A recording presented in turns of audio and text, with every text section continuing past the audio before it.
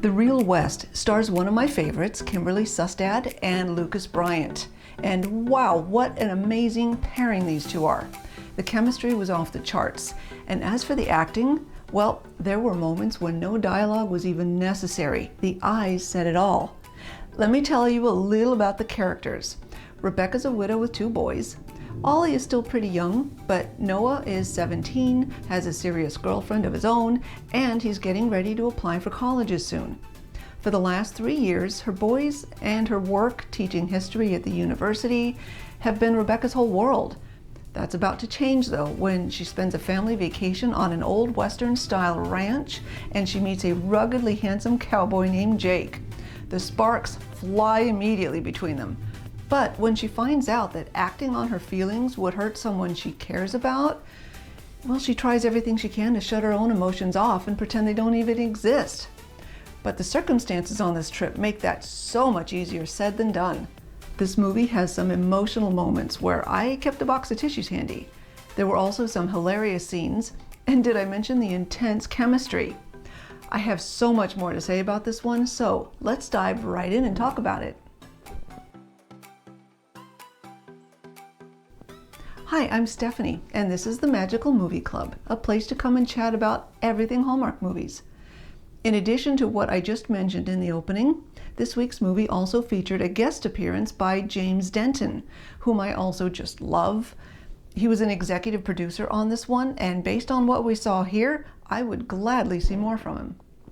The movie opens with Rebecca waking up to go for her early morning jog. When she gets back home, she starts on breakfast for her 2 sons, Noah and Ollie. This is a pretty normal routine for her. Noah is a teenager getting ready for college soon. We decided you were going to go to Boulder. I'm about to get tenure. It's a great school. You can live at home. Ollie is a little bit younger and he has an interesting fascination with ghosts. Did you know that there are 4 types of ghosts?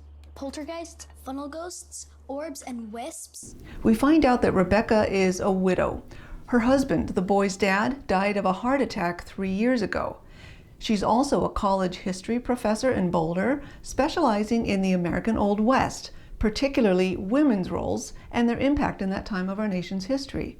And she's expecting a call at any time now from the university, waiting to find out whether or not she's the one who's going to be selected for the new tenured position. She and her boys are also going on a family vacation together to an old Western-style ranch there in Colorado. And the first surprise of her day was when Noah's girlfriend pulls up at the house, all packed and ready to go with him. Did you sneak attack and bite your girlfriend on her family vacation? Yeah, Noah invited her to join him and didn't tell his mom. Let me just say that that's not the only time someone neglected to, shall we say, fully disclose something important in this movie. We'll get there, trust me. Next, they all arrive at the Mustang Point Ranch, where they're greeted by Rebecca's mother and her sister, who actually planned this whole trip for them. And this was your sister's idea in honor of you getting tenure. The first time I saw it on Saturday night, it's kind of funny. I was clearly tired because I couldn't figure out why they would have planned a family vacation without reserving enough beds for everyone. That seemed strange. Hey, boys, you're going to be in the Wrangler room. Auntie and Mom next door. And then after sleeping on it myself, I realized, of course, it was because Noah's surprise inviting his girlfriend along without telling anyone. And Jasmine, don't worry, we'll find you a room. Okay.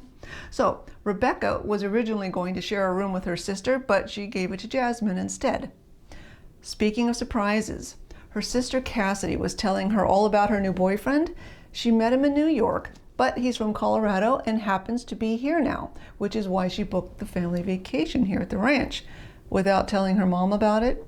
I thought you picked this place in honor of my tenure. 2 birds. And then we meet Aaron. That's James Denton's character. Morning, ladies. How can I help you? He owns the ranch, but he also gives them the bad news that they're fully booked and don't have another room. He ends up showing them what he calls the biscuit room, which essentially looks like a storage room to me. And he sets up a cot for them in here. This is gonna sound selfish, but I want the room. Now, Rebecca's character is somewhat reserved. I'm regretting this already. For the last 3 years, she's been focusing on her boys and her career.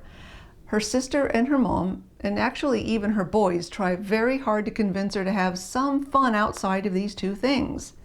Oh yeah, you should go into town and get yourself a cowboy hat. Okay. Well, a lot happens when she goes into town to get herself that cowboy hat that her mom suggested. She walks into this super cute general store, and the ruggedly handsome Jake walks out and greets her. He helps her choose a hat by trying to gauge more about who she is. The right hat should say something about the person who's wearing it. Making her feel pretty uncomfortable while he's making that assessment. Sorry, is there something on my face? But it was really when he placed a few different hats on her head that you could just feel the chemistry in that room. Gentle enough to warm the hearts of anyone that's lucky enough to know you. Wow, I thought these two together were absolutely amazing. The moment while they were both looking in the mirror was so intense. But then when she asked if they took credit cards, I laughed out loud when he said, Pretty sure they knew. "Ha, he didn't even work there." Jake, I didn't see you come in. They had a chance to talk for a bit over coffee while the store owner boxed up her hats. Okay. But just as Jake was about to tell her more about himself, he was interrupted by his phone. Before they part ways, however, he tells her about the rodeo coming up and suggests that she come with her boys. At that, she musters up enough courage just to ask him for his number in case they want to go to the rodeo. Could I get your number in case we want to go to the rodeo? And then they had one last glimpse of each other just as he walked away, when she texted him,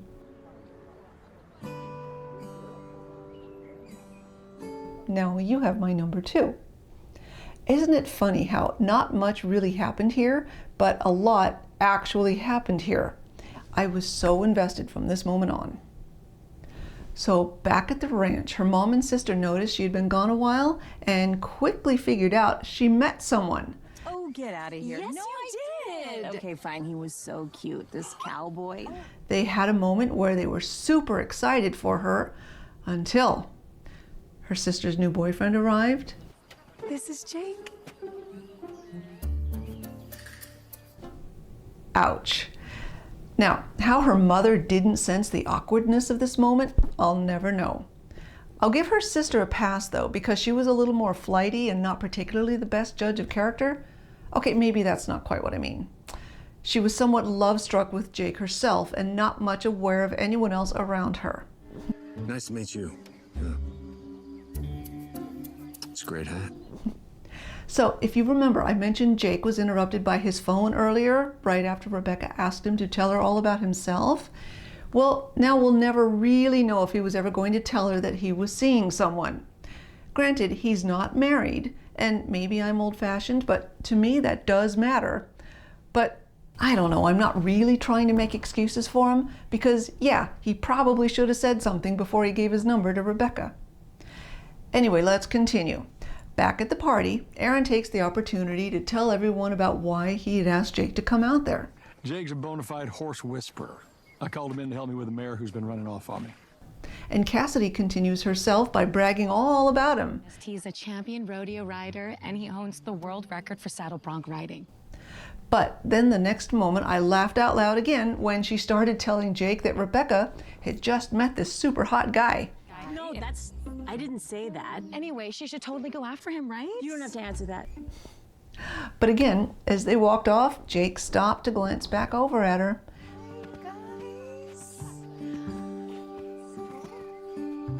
And I know her mom sensed something was going on. So how she didn't figure out that he was the guy that Rebecca had just met at the hat shop, I'll never know. Wait, what about that mysterious? That was nothing. No, you said he was charming. The next morning, before everyone split up to go try out some of the authentic ranch activities like panning for gold and horseback riding, Rebecca snuck off to go talk to Jake. I didn't realize that you were, dating my sister. She asked that they forget about the earlier conversation, along with the fact that she had just asked for his number. It's best, for everybody, if you know what I mean. Okay. And just in the nick of time, too, because that's when her sister came bouncing up, full of energy. Oh, there you two are. Talking about me, I hope. Always. The maturity level between these two is so vastly different, but She wasn't a bad character, just more of a footloose and carefree spirit, I think. What really makes Rebecca uncomfortable, though, is no matter how much she tries to distance herself from him, everyone else constantly gathers around and talks incessantly about Jake, including her boys. Fool's gold. Jake taught me how to tell the difference. But wait, it gets even worse when Cassidy insists that she get to know him better. I really would love if you spent the day with him tomorrow. No, that's not a good idea. Yes. So much so, in fact, that she arranges for her to do some recon for her. You know, find out more about him to make sure that he doesn't have some weird issues or a past that she should know about. Yeah, because that's not awkward at all. Now, are you thinking what I'm thinking? Maybe something along the lines of telling her sister that the super cute guy she met was Jake? But you know what? The story wouldn't be the same if she had. So Jake has been hired by Aaron to figure out why one of his horses keeps running away. And this one has him completely stumped. So Rebecca didn't even attempt to be subtle with her questioning. Remember, Cassidy sent her there on a recon mission? So she asked him how he handles roadblocks like this.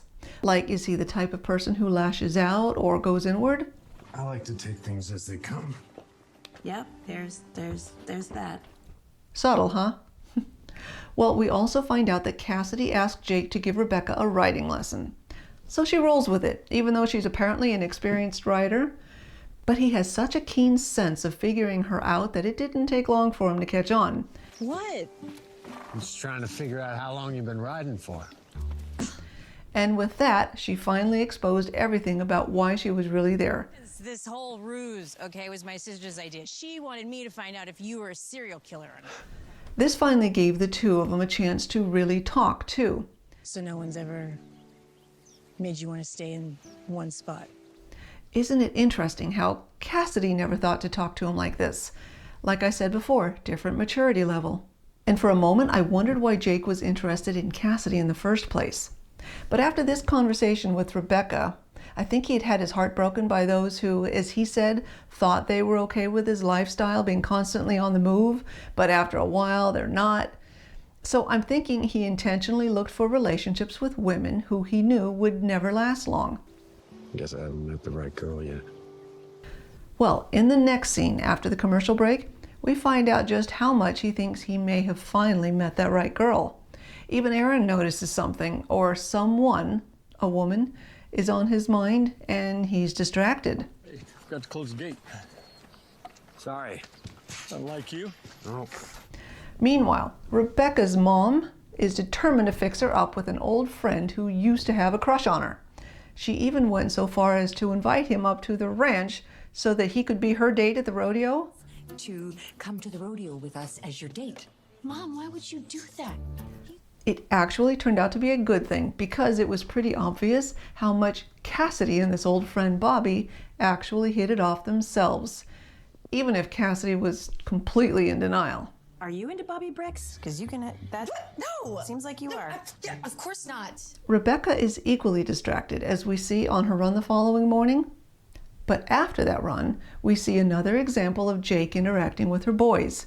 And it also happens to be another moment where I laughed out loud when she tried to hide from them in the barn. About feelings with your mom, you know? Hoping to get some. Actually, I'm not sure which moment was funnier, when she fell in the hay or when she was cringing listening to their private conversation about Noah's feelings for Jasmine. Or later still, when Jake walked over to her because he knew she was there all along. Hey. The day of the rodeo finally came, and Rebecca finally snapped under all the pressure. I mean, her mom invited Bobby out there, but her sister was too pushy, even insisted on doing recon for her with Bobby, which meant she ended up on the dance floor with Jake. That was another intense moment. And she finally couldn't deal with her feelings any longer, and she just walked out in the middle of the dance. I'm sorry. I can't. Her sister followed, and I thought this was finally going to be Rebecca's moment to come clean with her. But Cassidy has a way of making things difficult. Could you imagine both of us in these relationships?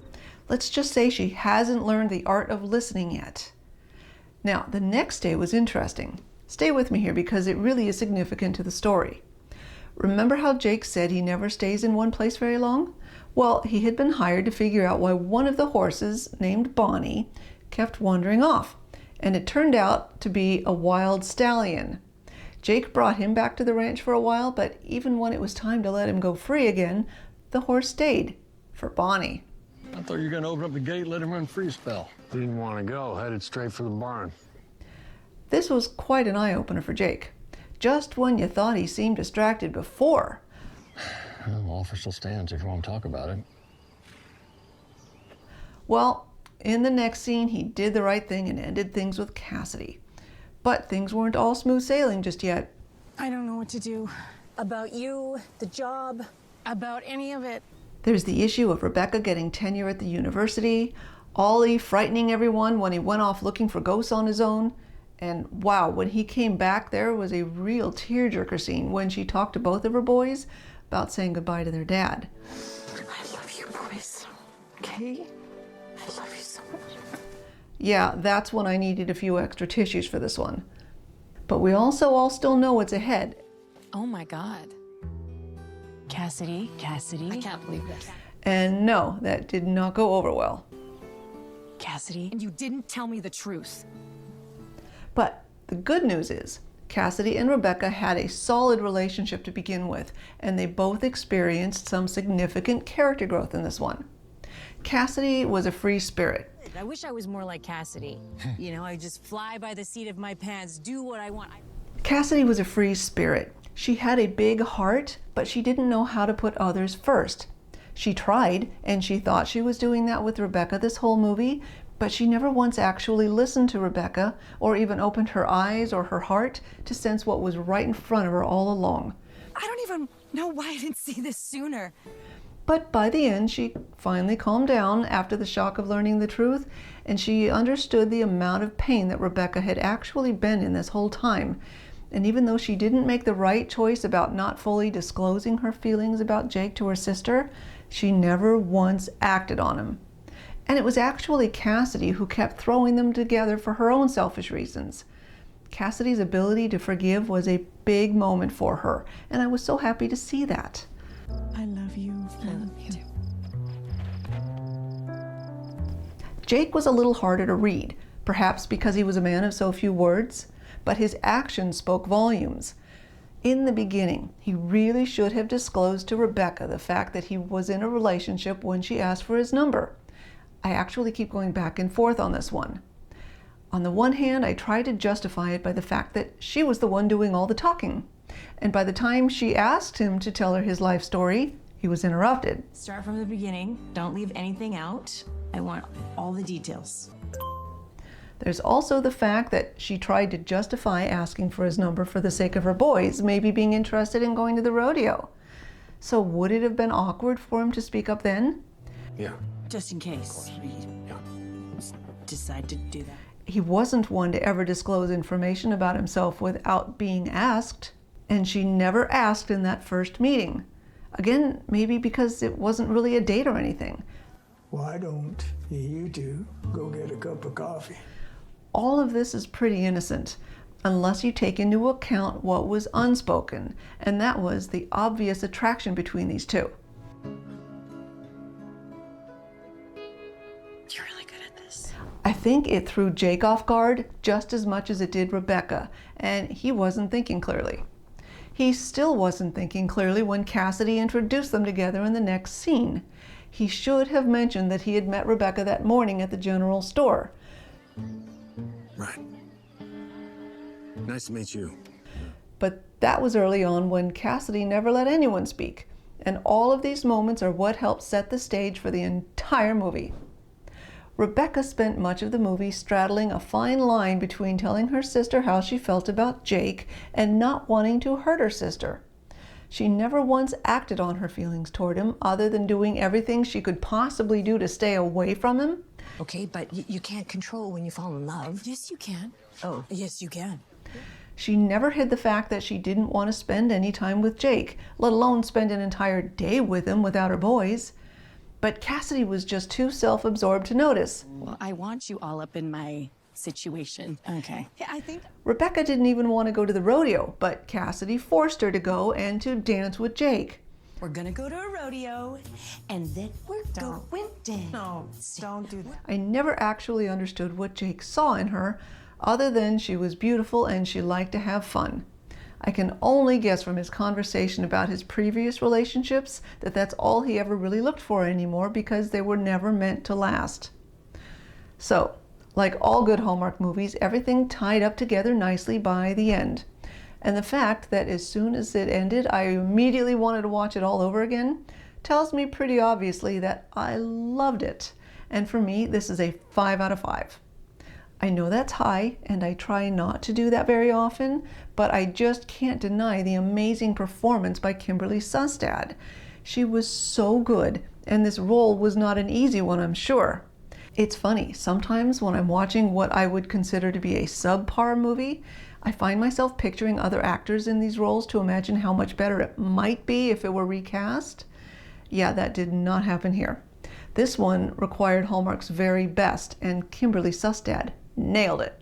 Too much, all of it. Just, okay, don't know what that's about. It's too much. I would gladly watch this one over and over again. Well, I think it's time to wrap up my review of The Real West.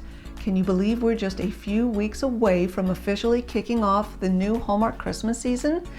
Great American Family has got quite a lineup of their own too, and I can't wait for it to begin. Both networks have published their holiday schedules, so I'll put links to those below for you to check out if you're interested. But before then, we still have a couple of fall movies left. Next week, we'll be talking about Autumn at Apple Hill. And if the sneak peek video was any indication, this should be another good one. Until then, and as always, thank you so much for being a part of the Magical Movie Club. If you like this too and want to see more, please let me know by hitting the like button and subscribe to the channel. I'll be back next week to chat more about our favorite magical movies. Okay. Oh, I'm so sorry.